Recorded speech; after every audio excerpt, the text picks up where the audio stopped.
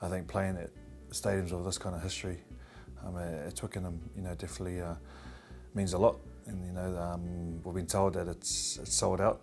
So I mean, 75,000 is going to be a massive, stadium to play in. Let alone we get that night clash against England, which will be a cracker.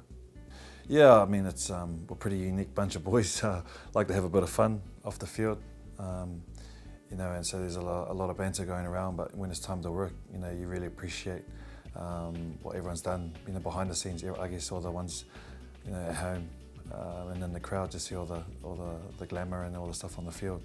But behind the scenes, there's a lot of hard work put in, and the only way the boys get our rewards is when we're winning tourneys or winning the World Series. So really wrap with our achievement, and we've got a pretty young squad. Yeah, Whitelock's he's been good. We all know him as a seasoned campaigner in terms of Super Rugby and the Crusaders in Canterbury. Different make of football player coming down, and he's really settled in pretty quickly. He's just as keen to learn the new lingo and all the language that the boys are getting across. So I think he's having a blast, and he's a sponge. He's just soaking it all up.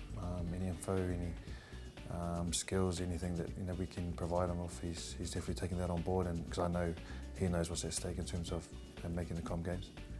I think you'd like to finish, obviously, just the World Series on a good note, and I guess in hindsight, you're only as good as your last game. So in terms of I guess stamping that last mark on the World Series before we go into the Com Games could be good for us, knowing that we've got our family and our friends back home, up early hours of the morning just to watch us is definitely special. And I think that gives you that bit more in the tank, when push comes to shove, to really dig deep. And I know for me, having our fans back there cheering us on, we're a proud rugby nation.